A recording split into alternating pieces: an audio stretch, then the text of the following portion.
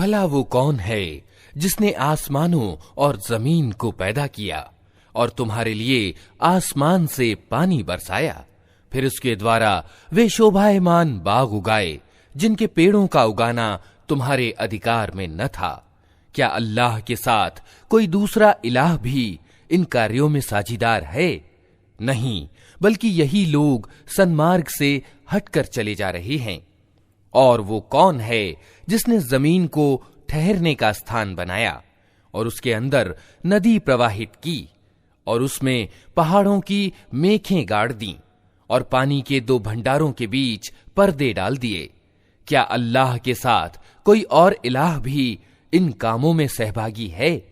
नहीं, बल्कि इनमें से ज्यादातर लोग नादान हैं। कौन है जो विकल की दुआ सुनता है जबकि वो उसे पुकारे?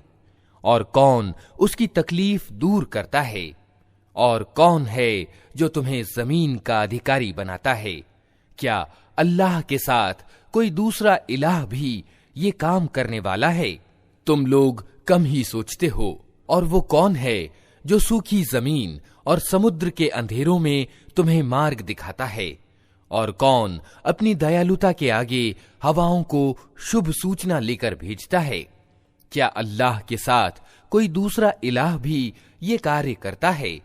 बहुत उच्च है अल्लाह उस शिर्क यानी बहुदेववादी कर्म से जो ये लोग करते हैं। और वो कौन है जो प्रथम बार पैदा करता और फिर उसकी पुनरावृत्ति करता है? और कौन तुमको आसमान और जमीन से रोजी देता है? क्या अल्लाह के साथ कोई और खुदा भी इन कामों में हिस्सेदार है? कहो कि लाओ अपना प्रमाण अगर तुम सच्चे हो। इनसे कहो, अल्लाह के सिवा आसमानों और जमीन में कोई गैब का ज्ञान नहीं रखता और वे तुम्हारे पूज्य तो ये भी नहीं जानते कि कब वे उठाए जाएंगे, बल्कि आखिरत का तो ज्ञान ही इन लोगों से गुम हो गया है। बल्कि ये उसकी ओर से शक में हैं, बल्कि ये उससे अंधे हैं। ये इनकार करने वाले कहते हैं, क्या जब हम और हमारे बाप दादा मिट्टी हो चुके होंगे तो हमें वास्तव में कब्रों से निकाला जाएगा? ये खबरें हमको भी बहुत दी गई हैं और पहले हमारे बाप दादा को भी दी जाती रही हैं, मगर ये निरी कहानियां ही कहानियां हैं जो अगले समय से सुनते चले आ रहे हैं। कहो, तनिक जमीन में चल फिर कर देखो कि अपराधियों का क्या परिणाम हो चुका है। ए नबी, इनकी दशा पर दुखी न हो और ना इनकी चालों पर दिल तंग हो। वे कहते हैं कि ये धमकी कब पूरी होगी अगर तुम सच्चे हो। कहो, क्या आश्चर्य कि जिस अजाब के लिए तुम जल्दी मचा रहे हो उसका एक भाग तुम्हारे करीब ही आ लगा हो। वास्तविकता ये है कि तेरा रब तो लोगों पर बड़ा उदार अनुग्रह करने वाला है, मगर ज्यादातर लोग कृतज्ञता नहीं दिखाते। निस्संदेह तेरा रब खूब जानता है जो कुछ उनके सीने अपने भीतर छिपाए हुए हैं और जो कुछ वे व्यक्त करते हैं। आसमान और जमीन की कोई छिपी चीज ऐसी नहीं है जो एक स्पष्ट किताब में लिखी हुई मौजूद न हो। ये सत्य है कि ये कुरान इस्राएलियों को प्रायः उन बातों की वास्तविकता बताता है जिनमें वे विभेद रखते हैं, और ये मार्गदर्शन और दयालुता है ईमान लाने वालों के लिए। यकीनन इसी तरह तेरा रब इन लोगों के बीच भी अपने आदेश से फैसला कर देगा, और वो प्रभुत्वशाली और सब कुछ जानने वाला है। अतः ए नबी, अल्लाह पर भरोसा रखो, यकीनन तुम स्पष्ट सत्य पर हो। तुम मुर्दों को सुना नहीं सकते, न उन बहरों तक अपनी पुकार पहुंचा सकते हो जो पीठ फेर कर भागे जा रहे हों, और न अंधों को मार्ग बताकर भटकने से बचा सकते हो। तुम तो अपनी बात उन्हीं लोगों को सुना सकते हो जो हमारी आयतों पर ईमान लाते हैं और फिर आज्ञाकारी बन जाते हैं। और जब हमारी बात पूरी होने का समय उन पर आ पहुंचेगा तो हम उनके लिए एक जानवर जमीन से निकालेंगे जो उनसे बात करेगा कि लोग हमारी आयतों पर विश्वास नहीं करते थे। और तनिक कल्पना करो उस दिन कि जब हम प्रत्येक समुदाय में से एक फौज की फौज उन लोगों की घेर लाएंगे जो हमारी आयतों को झुठलाया करते थे, फिर उनको उनकी किस्मों के अनुसार श्रेणियों में क्रमबद्ध किया जाएगा, यहां तक कि जब सब आ जाएंगे तो उनका रब उनसे पूछेगा कि तुमने मेरी आयतों को झुठला दिया, हालांकि ज्ञान की दृष्टि से तुम उन पर हावी न हुए थे। अगर ये नहीं तो और तुम क्या कर रहे थे? और उनके जुल्म के कारण अजाब का वादा उन पर पूरा हो जाएगा, तब वे कुछ भी ना बोल सकेंगे। क्या उनको सुझाई न देता था कि हमने रात उनके लिए शांति प्राप्त करने को बनाई थी और दिन को प्रकाशमान किया था? इसमें बहुत सी निशानियां थीं उन लोगों के लिए जो ईमान लाते थे। और क्या गुजरेगी उस दिन जबकि सूर यानी नरसिंघा फूका जाएगा और हौल खा जाएंगे वे सब जो आसमानों और जमीन में हैं, सिवाय उन लोगों के जिन्हें अल्लाह उस हौल से बचाना चाहेगा, और सब कान दबाए उसके पास हाजिर हो जाएंगे। आज तू पहाड़ों को देखता है और समझता है कि खूब जमे हुए हैं, मगर उस समय ये बादलों की तरह उड़ रहे होंगे। ये अल्लाह की सामर्थ्य का चमत्कार होगा जिसने हर चीज को तत्वदर्शिता के साथ सुदृढ़ किया है। वह खूब जानता है कि तुम लोग क्या करते हो। जो व्यक्ति भलाई लेकर आएगा उसे उससे अधिक अच्छा बदला मिलेगा, और ऐसे लोग उस दिन के हौल से सुरक्षित होंगे। और जो बुराई लिए हुए आएगा, ऐसे सब लोग औंधे मुंह आग में फेंके जाएंगे। क्या तुम लोग इसके सिवा कोई और बदला पा सकते हो कि जैसा करो वैसा भरो? ए नबी, इनसे कहो, मुझे तो यही आदेश दिया गया है कि इस शहर यानी मक्का के रब की बंदगी करूं, जिसने इसे हरम यानी आदरणीय बनाया है और जो हर चीज का मालिक है। मुझे आदेश दिया गया है कि मैं मुस्लिम बनकर रहूं और ये कुरान पढ़कर सुनाऊं। अब जो सन्मार्ग ग्रहण करेगा वो अपनी ही भलाई के लिए सन्मार्ग ग्रहण करेगा, और जो पथभ्रष्ट हो उससे कह दो कि मैं तो बस सावधान कर देने वाला हूं। उनसे कहो, प्रशंसा अल्लाह ही के लिए है। जल्द ही वो तुम्हें अपनी निशानियां दिखा देगा और तुम उन्हें पहचान लोगे, और तेरा रब बेखबर नहीं है उन कर्मों से जो तुम लोग करते हो। अल्लाह के नाम से जो बड़ा ही मेहरबान और रहम करने वाला है। तासीन मीम, ये स्पष्ट किताब की आयतें हैं। हम मूसा और फिरऔन का कुछ हाल ठीक ठीक तुम्हें सुनाते हैं, ऐसे लोगों के लाभ के लिए जो ईमान लाएं। वास्तविकता ये है कि फिरौन ने जमीन में सिर उठाया और उसके निवासियों को गिरोहों में बांट दिया। उनमें से एक गिरोह को वो अपमानित करता था, उसके लड़कों को कत्ल करता था और उसकी लड़कियों को जीता रहने देता था। वास्तव में वो बिगाड़ पैदा करने वाले लोगों में से था, और हम ये इरादा रखते थे कि दया करें उन लोगों पर जो जमीन में अपमानित करके रखे गए थे, और उन्हें पेशवा बना दें और उन्हीं को वारिस बनाएं, और जमीन में उनको प्रभुत्व प्रदान करें, और उनसे फिरौन और हामान और उनकी सेनाओं को वही कुछ दिखलाएं जिसका उन्हें डर था। हमने मूसा की मां को इशारा किया कि इसको दूध पिला, फिर जब तुझे उसकी जान का खतरा हो तो उसे दरिया में डाल दे, और कुछ डर और चिंता ना कर, हम उसे तेरे ही पास ले आएंगे और उसे पैगंबरों में शामिल करेंगे। आखिरकार फिरौन के घर वालों ने उसे दरिया से निकाल लिया ताकि वो उनका दुश्मन और उनके लिए दुख का कारण बने। निस्संदेह फिरौन और हामान और उनकी सेनाएं अपने उपायों में बड़े काय भ्रष्ट थे। फिरौन की बीवी ने उससे कहा, ये मेरे और तेरे लिए आंखों की ठंडक है, इसे कत्ल न करो। आश्चर्य नहीं कि ये हमारे लिए लाभदायक सिद्ध हो, या हम इसे बेटा ही बना लें। और वे परिणाम से बेखबर थे। उधर मूसा की मां का दिल उड़ा जा रहा था। वो उसका भेद खोल देती अगर हम उसकी ढारस न बंधा देते, ताकि वो हमारे वादे पर ईमान लाने वालों में से हो। उसने बच्चे की बहन से कहा, इसके पीछे पीछे जा। अतएव वो अलग से उसको इस तरह देखती रही कि दुश्मनों को इसका पता न चला, और हमने बच्चे पर पहले ही दूध पिलाने वालियों की छातियां हराम कर रखी थीं। ये हालत देखकर उस लड़की ने उनसे कहा, मैं तुम्हें ऐसे घर का पता बताऊं जिसके लोग इसके पालन पोषण का जिम्मा लें और खैर खाही के साथ इसे रखें।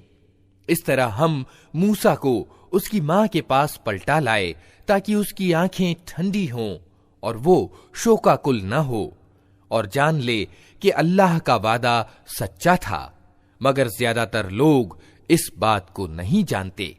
जब मूसा अपनी पूरी जवानी को पहुंच गया और उसका विकास पूरा हो गया, तो हमने उसे निर्णय शक्ति और ज्ञान प्रदान किया। हम नेक लोगों को ऐसा ही बदला देते हैं। एक दिन वो शहर में ऐसे समय दाखिल हुआ जबकि शहर वाले गफलत में थे। वहां उसने देखा कि दो आदमी लड़ रहे हैं। एक उसकी अपनी कौम का था और दूसरा उसकी दुश्मन कौम से संबंध रखता था। उसकी कौम के आदमी ने दुश्मन कौम के व्यक्ति के विरुद्ध उसे सहायता के लिए पुकारा। मूसा ने उसको एक घूंसा मारा और उसका काम तमाम कर दिया। ये हरकत हो जाते ही मूसा ने कहा, ये शैतान की कार्रवाई है, वो बड़ा दुश्मन और खुला पथभ्रष्ट करने वाला है। फिर वो कहने लगा, ऐ मेरे रब, मैंने अपने आप पर जुल्म कर डाला, मुझे माफ कर दे। अतएव अल्लाह ने उसे माफ कर दिया। वो माफ करने वाला अत्यंत दयावान है। मूसा ने प्रतिज्ञा की कि ऐ मेरे रब, ये उपकार जो तूने मुझ पर किया है, इसके बाद अब मैं कभी अपराधियों का सहायक न बनूंगा।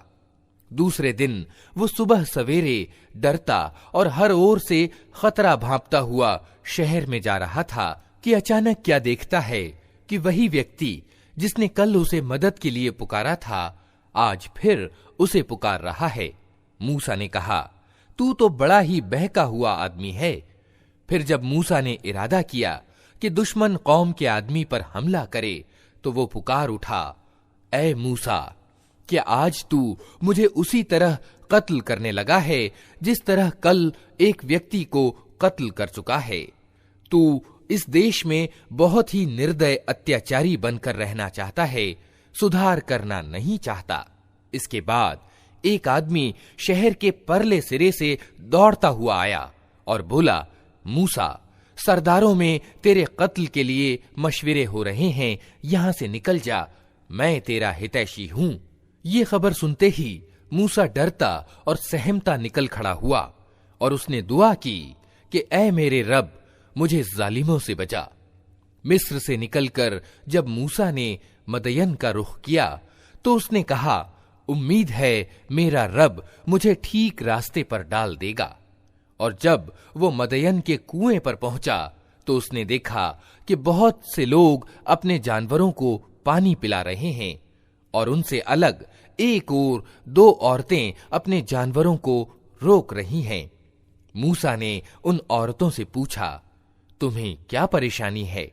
उन्होंने कहा, हम अपने जानवरों को पानी नहीं पिला सकती जब तक ये चरवाहे अपने जानवर न निकाल ले जाएं, और हमारे बाप एक बहुत बूढ़े आदमी हैं।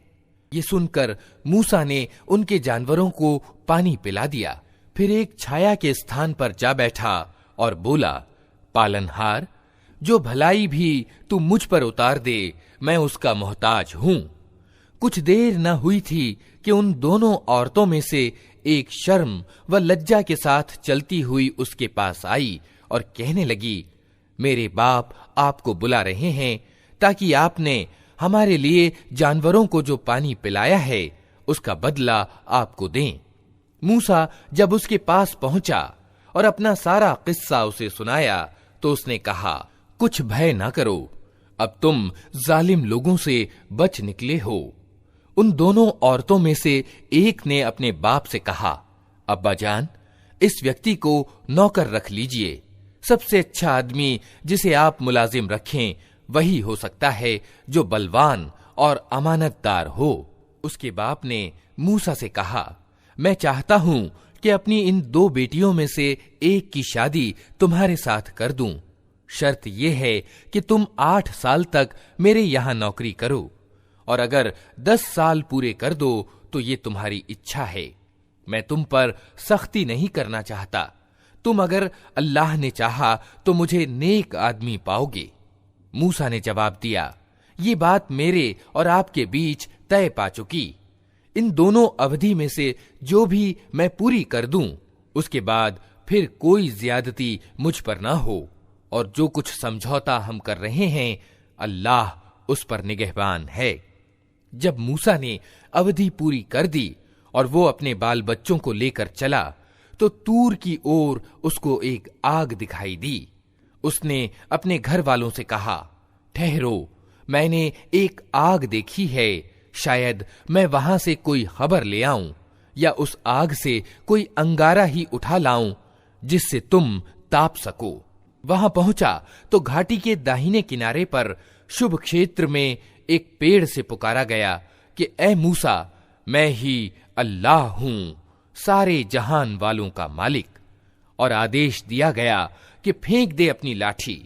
ज्यों ही मूसा ने देखा कि वो लाठी सांप की तरह बल खा रही है तो वो पीठ फेर कर भागा और उसने मुड़कर भी न देखा। कहा गया, मूसा पलटा और भय न खा, तू बिल्कुल सुरक्षित है। अपना हाथ गरेबान में डाल, चमकता हुआ निकलेगा बिना किसी तकलीफ के, और भय से बचने के लिए अपनी भुजा भींच ले। ये 2 खुली निशानियां हैं तेरे रब की ओर से फिरौन और उसके दरबारियों के सामने प्रस्तुत करने के लिए। वे बड़े अवज्ञाकारी लोग हैं। मूसा ने निवेदन किया, मेरे रब, मैं तो उनके एक आदमी को कत्ल कर चुका हूं। डरता हूं कि वे मुझे मार डालेंगे, और मेरा भाई हारून मुझसे ज्यादा जबान का धनी है। उसे मेरे साथ सहायक के रूप में भेज ताकि वो मेरा समर्थन करे। मुझे आशंका है कि वे लोग मुझे झुठलाएंगे। कहा, हम तेरे भाई के द्वारा तेरा हाथ मजबूत करेंगे और तुम दोनों को ऐसा प्रताप प्रदान करेंगे कि वे तुम्हारा कुछ न बिगाड़ सकेंगे। हमारी निशानियों के बल से तुम और तुम्हारे अनुयायी ही ऊपर रहेंगे। फिर जब मूसा उन लोगों के पास हमारी खुली खुली निशानियां लेकर पहुंचा तो उन्होंने कहा कि ये कुछ नहीं है मगर बनावटी जादू, और ये बातें तो हमने अपने बाप दादा के समय में कभी सुनी ही नहीं। मूसा ने जवाब दिया, मेरा रब उस व्यक्ति के हाल से अच्छी तरह परिचित है जो उसकी ओर से मार्गदर्शन लेकर आया है, और वही अच्छी तरह जानता है कि अंतिम परिणाम किसका अच्छा होना है।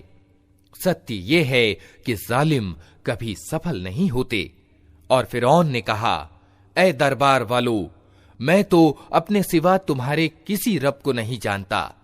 हामान, तनिक ईंटें पकवाकर मेरे लिए एक ऊंचा भवन तो बनवा, शायद कि उस पर चढ़कर मैं मूसा के रब को देख सकूं।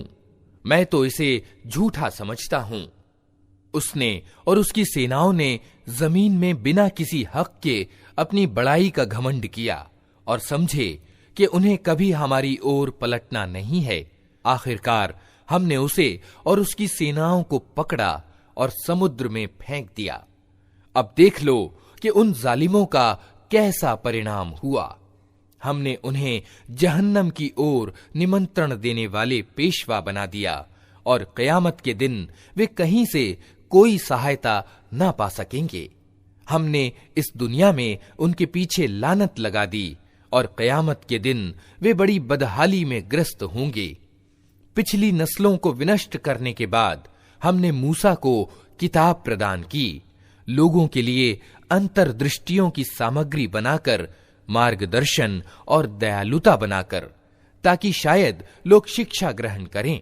ए नबी, तुम उस समय पश्चिमी भाग में मौजूद न थे जब हमने मूसा को ये शरीयत का आदेश प्रदान किया, और न तुम साक्षियों में सम्मिलित थे, बल्कि उसके बाद तुम्हारे समय तक हम बहुत सी नस्लें उठा चुके हैं और उन पर बहुत समय बीत चुका है। तुम मदयन वालों के बीच भी मौजूद न थे कि उनको हमारी आयतें सुना रहे होते, किंतु उस समय की ये खबरें भेजने वाले हम हैं। और तुम तूर के दामन में भी उस समय मौजूद न थे जब हमने मूसा को पहली बार पुकारा था, मगर ये तुम्हारे रब की दयालुता है कि तुमको ये जानकारियां दी जा रही हैं ताकि तुम उन लोगों को सचेत करो जिनके पास तुमसे पहले कोई सचेत करने वाला नहीं आया, शायद कि वे होश में आएं। और ये हमने इसलिए किया कि कहीं ऐसा न हो कि उनकी अपनी करतूतों के कारण कोई मुसीबत जब उन पर आए तो वे कहें, ऐ पालनहार, तूने क्यों न हमारी ओर कोई रसूल भेजा कि हम तेरी आयतों का अनुसरण करते और ईमान वालों में से होते। मगर जब हमारे यहां से सत्य उनके पास आ गया तो वे कहने लगे, क्यों न दिया गया इसको वही कुछ जो मूसा को दिया गया था। क्या ये लोग उसका इनकार नहीं कर चुके हैं जो इससे पहले मूसा को दिया गया था? इन्होंने कहा, दोनों जादू हैं जो एक दूसरे की सहायता करते हैं। और कहा, हम किसी को नहीं मानते। ए नबी, इनसे कहो, अच्छा तो लाओ अल्लाह की ओर से कोई किताब जो इन दोनों से ज्यादा मार्ग दिखाने वाली हो। अगर तुम सच्चे हो, मैं उसी का अनुसरण करूंगा। अब अगर वे तुम्हारी ये मांग पूरी नहीं करते तो समझ लो कि वास्तव में ये अपनी इच्छाओं पर चलते हैं। और उस व्यक्ति से बढ़कर कौन पथभ्रष्ट होगा जो ईश्वरीय मार्गदर्शन के बिना बस अपनी इच्छाओं के पीछे चले। अल्लाह ऐसे जालिमों को हरगिज मार्ग नहीं दिखाता। और उपदेश की बात निरंतर हम उन्हें पहुंचा चुके हैं ताकि वे गफलत से जाग जाएं। जिन लोगों को इससे पहले हमने किताब दी थी वे इस कुरान पर ईमान लाते हैं, और जब ये उनको सुनाया जाता है तो वे कहते हैं कि हम इस पर ईमान लाए। ये वास्तव में सत्य है हमारे रब की ओर से, हम तो पहले ही से मुस्लिम हैं। ये वे लोग हैं जिन्हें उनका बदला 2 बार दिया जाएगा, उस धैर्य और जमाव के कारण जो उन्होंने दिखाया। वे बुराई को भलाई से दूर करते हैं और जो कुछ रोजी हमने उन्हें दी है उसमें से खर्च करते हैं। और जब उन्होंने व्यर्थ एवं अशिष्ट बात सुनी तो ये कहकर उससे किनारा खींच लिया कि हमारे कर्म हमारे लिए और तुम्हारे कर्म तुम्हारे लिए, तुमको सलाम है, हम अज्ञानियों का सा तरीका अपनाना नहीं चाहते। ऐ नबी, तुम जिसे चाहो उसे राह पर नहीं ला सकते, मगर अल्लाह जिसे चाहता है राह दिखाता है, और वो उन लोगों को खूब जानता है जो सन्मार्ग ग्रहण करने वाले हैं। वे कहते हैं, अगर हम तुम्हारे साथ इस मार्गदर्शन का अनुसरण कर लें तो अपनी जमीन से उचक लिए जाएंगे। क्या ये सत्य नहीं है कि हमने एक शांतिपूर्ण हरम को इनके लिए निवास स्थान बना दिया, जिसकी ओर हर तरह के फल खिंचे चले आते हैं हमारी ओर से रोजी के रूप में, मगर इनमें से ज्यादातर लोग जानते नहीं हैं। और कितनी ही ऐसी बस्तियां हम तबाह कर चुके हैं जिनके लोग अपने जीवन व्यापार पर इतरा गए थे। सो देख लो, वे उनके निवास स्थान पड़े हुए हैं जिनमें उनके बाद कम ही कोई बसा है। आखिरकार हम ही वारिस होकर रहे। और तेरा रब बस्तियों को विनष्ट करने वाला न था जब तक कि उनके केंद्र में एक रसूल न भेज देता जो उनको हमारी आयतें सुनाता, और हम बस्तियों को विनष्ट करने वाले न थे जब तक कि उनके रहने वाले जालिम न हो जाते। तुम लोगों को जो कुछ भी दिया गया है वो सिर्फ दुनिया की जिंदगी का सामान और उसकी शोभा है, और जो कुछ अल्लाह के पास है वो उससे उत्तम और ज्यादा स्थायी है। क्या तुम लोग बुद्धि से काम नहीं लेते?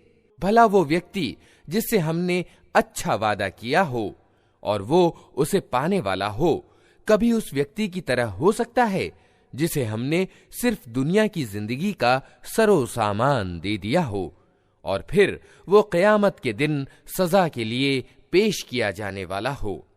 और भूल न जाएं ये लोग उस दिन को जबकि वो इनको पुकारेगा और पूछेगा, कहाँ हैं मेरे वे साझीदार जिनका तुम गुमान रखते थे। ये बात जिन पर चस्पा होगी वे कहेंगे, ऐ हमारे रब, बेशक यही लोग हैं जिनको हमने पथभ्रष्ट किया था। इन्हें हमने उसी तरह पथभ्रष्ट किया जैसे हम खुद पथभ्रष्ट हुए। हम आपके सामने अपने बरी होने का इजहार करते हैं। ये हमारी तो बंदगी नहीं करते थे। फिर इनसे कहा जाएगा कि पुकारो अब अपने ठहराए हुए साझीदारों को। ये उन्हें पुकारेंगे मगर वे इनको कोई जवाब न देंगे, और ये लोग अजाब देख लेंगे। काश ये सन्मार्ग ग्रहण करने वाले होते। और भूले ना ये लोग वो दिन जबकि वो इनको पुकारेगा और पूछेगा कि जो रसूल भेजे गए थे उन्हें तुमने क्या जवाब दिया था। उस समय कोई जवाब इनको न सूझेगा और न ये आपस में एक दूसरे से पूछ ही सकेंगे। अलबत्ता जिसने आज तौबा कर ली और ईमान ले आया और अच्छे कर्म किए, वही ये उम्मीद कर सकता है कि वहां सफल होने वालों में से होगा। तेरा रब पैदा करता है जो कुछ चाहता है, और वो खुद ही अपने काम के लिए जिसे चाहता है चुन लेता है। ये चुनाव इन लोगों के करने का काम नहीं है। अल्लाह पाक है और बहुत उच्च है उससे जो साझी ये लोग ठहराते हैं। तेरा रब जानता है जो कुछ ये दिलों में छुपाए हुए हैं और जो कुछ ये प्रकट करते हैं। वही एक अल्लाह है जिसके सिवा कोई बंदगी का हकदार नहीं। उसी के लिए प्रशंसा है दुनिया में भी और आखिरत में भी। शासन उसका है और उसी की ओर तुम सब पलटाए जाने वाले हो। ए नबी, इनसे कहो, कभी तुम लोगों ने विचार किया कि अगर अल्लाह क़यामत तक तुम पर हमेशा के लिए राहत तारी कर दे तो अल्लाह के सिवा वो कौन सा पूज्य है जो तुम्हें प्रकाश ला दे? क्या तुम सुनते नहीं हो? इनसे पूछो, कभी तुमने सोचा कि अगर अल्लाह क़यामत तक तुम पर हमेशा के लिए दिन तारी कर दे तो अल्लाह के सिवा वो कौन सा पूज्य है जो तुम्हें रात ला दे ताकि तुम उसमें शांति प्राप्त कर सको? क्या तुमको सूझता नहीं? ये उसी की दयालुता है कि उसने तुम्हारे लिए रात और दिन बनाए ताकि तुम रात में शांति प्राप्त करो और दिन को अपने रब का अनुग्रह यानी रोजी तलाश करो, शायद कि तुम कृतज्ञ बनो। याद रखें ये लोग वो दिन जबकि वो इन्हें पुकारेगा, फिर पूछेगा, कहाँ हैं मेरे वे साझीदार जिनका तुम गुमान रखते थे? और हम हर उम्मत में से एक गवाह निकाल लाएंगे। फिर कहेंगे कि लाओ अब अपना प्रमाण। उस समय इन्हें मालूम हो जाएगा कि सत्य अल्लाह की ओर है और गुम हो जाएंगे इनके वे सारे झूठ जो इन्होंने घड़ रखे थे। ये एक तथ्य है कि कारून मूसा की कौम का एक व्यक्ति था। फिर वो अपनी कौम के विरुद्ध सरकश हो गया और हमने उसको इतने खजाने दे रखे थे कि उनकी कुंजियां बलवान आदमियों का एक दल मुश्किल से उठा सकता था। एक बार जब उसकी कौम के लोगों ने उससे कहा, फूल ना जा, अल्लाह फूलने वालों को पसंद नहीं करता। जो माल अल्लाह ने तुझे दिया है उससे आखिरत का घर बनाने की चिंता कर और दुनिया में से भी अपना हिस्सा न भूल। उपकार कर जिस तरह अल्लाह ने तेरे साथ उपकार किया है, और जमीन में बिगाड़ पैदा करने की कोशिश न कर। अल्लाह बिगाड़ पैदा करने वालों को पसंद नहीं करता। तो उसने कहा, ये सब कुछ तो मुझे उस ज्ञान के कारण दिया गया है जो मुझको प्राप्त है। क्या उसको ये ज्ञान न था कि अल्लाह उससे पहले बहुत से ऐसे लोगों को विनष्ट कर चुका है जो उससे ज्यादा शक्ति और जत्था रखते थे? अपराधियों से तो उनके गुनाह नहीं पूछे जाते। एक दिन वो अपनी कौम के सामने अपने पूरे ठाठ में निकला। जो लोग दुनिया की जिंदगी के इच्छुक थे वे उसे देखकर कहने लगे, क्या अच्छी बात होती कि हमें भी वही कुछ मिलता जो कारून को दिया गया है, ये तो बड़ा भाग्यवान है। मगर जो लोग ज्ञान रखने वाले थे वे कहने लगे, अफसोस तुम्हारे हाल पर, अल्लाह का प्रतिदान उत्तम है उस व्यक्ति के लिए जो ईमान लाए और अच्छा कर्म करे, और ये दौलत नहीं मिलती मगर सब्र करने वालों को। आखिरकार हमने उसे और उसके घर को जमीन में धंसा दिया, फिर कोई उसके समर्थकों का गिरोह न था जो अल्लाह के मुकाबले में उसकी सहायता को आता, और ना वो खुद अपनी सहायता आप कर सका। अब वही लोग जो कल उसके स्थान की कामना कर रहे थे कहने लगे, अफसोस, हम भूल गए थे कि अल्लाह अपने बंदों में से जिसकी रोजी चाहता है कुशादा करता है और जिसे चाहता है नपी तुली देता है। अगर अल्लाह ने हम पर उपकार न किया होता तो हमें भी जमीन में धंसा देता। अफसोस, हमको याद न रहा कि इनकार करने वाले सफल नहीं हुआ करते। वो परलोक का घर तो हम उन लोगों के लिए खास कर देंगे जो जमीन में अपनी बड़ाई नहीं चाहते और न बिगाड़ पैदा करना चाहते हैं, और परिणाम की भलाई डर रखने वालों ही के लिए है। जो कोई भलाई लेकर आएगा उसके लिए उससे उत्तम भलाई है, और जो बुराई लेकर आए तो बुराई करने वालों को वैसा ही बदला मिलेगा जैसा कर्म वे करते थे। ए नबी, विश्वास रखो कि जिसने ये कुरान तुम पर अनिवार्य किया है वो तुम्हें एक उत्तम परिणाम को पहुंचाने वाला है। इन लोगों से कह दो कि मेरा रब खूब जानता है कि मार्गदर्शन लेकर कौन आया है और स्पष्ट पथभ्रष्टता में कौन ग्रस्त है। तुम इस बात के हरगिज उम्मीदवार न थे कि तुम पर किताब उतारी जाएगी, ये तो सिर्फ तुम्हारे रब की दया से तुम पर अवतरित हुई है। अतः तुम इनकार करने वालों के सहायक न बनो, और ऐसा कभी ना होने पाए कि अल्लाह की आयतें जब तुम पर अवतरित हों तो इनकार करने वाले तुम्हें उनसे बाज रखें। अपने रब की ओर से निमंत्रण दो और हरगिज बहुदेववादियों में सम्मिलित ना हो, और अल्लाह के साथ किसी दूसरे पूज्य को न पुकारो। उसके सिवा कोई पूज्य नहीं है। हर चीज विनष्ट होने वाली है सिवाय उसके स्वरूप के। शासन उसी का है और उसी की ओर तुम सब पलटाए जाने वाले हो। अल्लाह के नाम से जो बड़ा ही मेहरबान और रहम करने वाला है। अलिफ लाम मीम। क्या लोगों ने ये समझ रखा है कि वे बस इतना कहने पर छोड़ दिए जाएंगे कि हम ईमान लाए और उनको आजमाया न जाएगा? हालांकि हम उन सब लोगों की आजमाइश कर चुके हैं जो इनसे पहले गुजरे हैं। अल्लाह को तो जरूर ये देखना है कि सच्चे कौन हैं और झूठे कौन।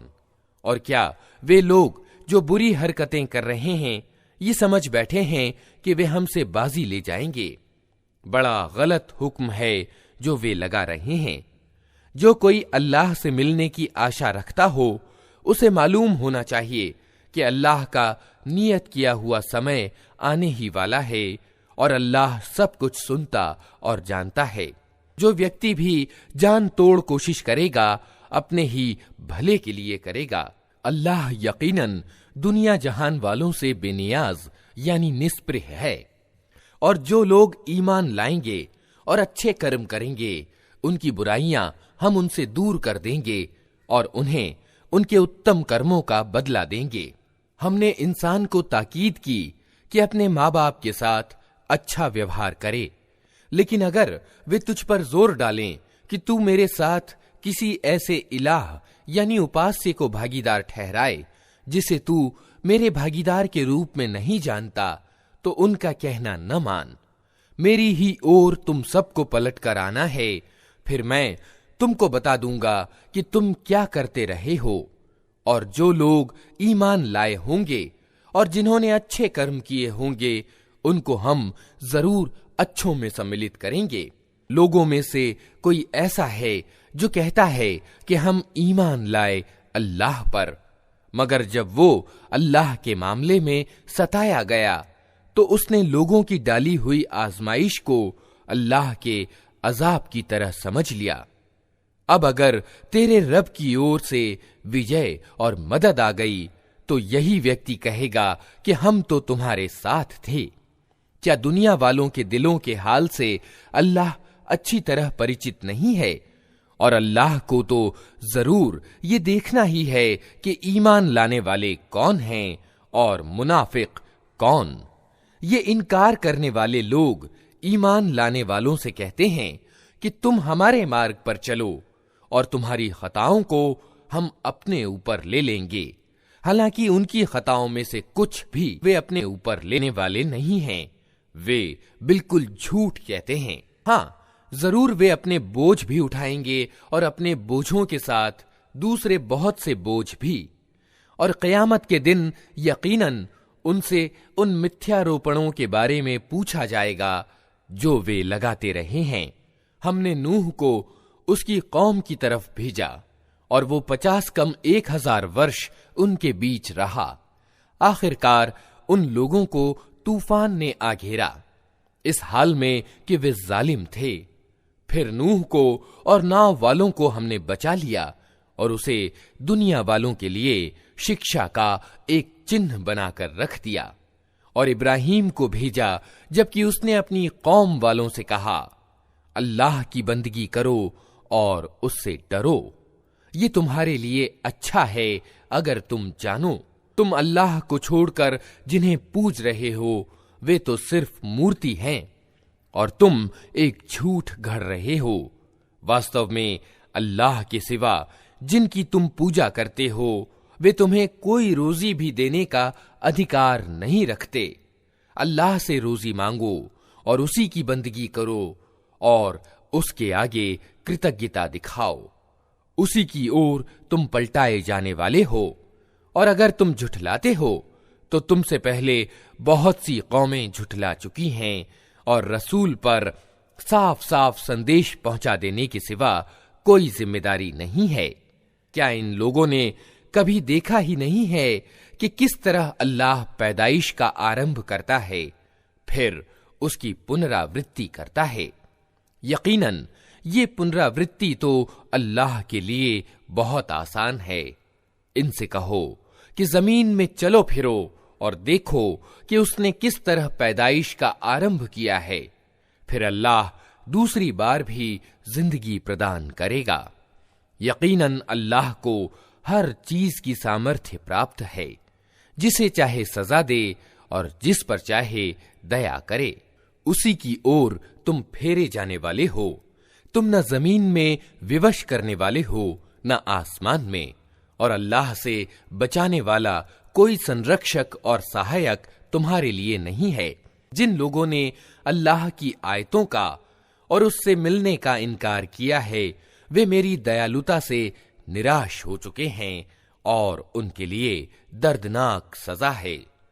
फिर इब्राहीम की कौम का जवाब इसके सिवा कुछ न था कि उन्होंने कहा, मार डालो इसे या जला डालो इसको।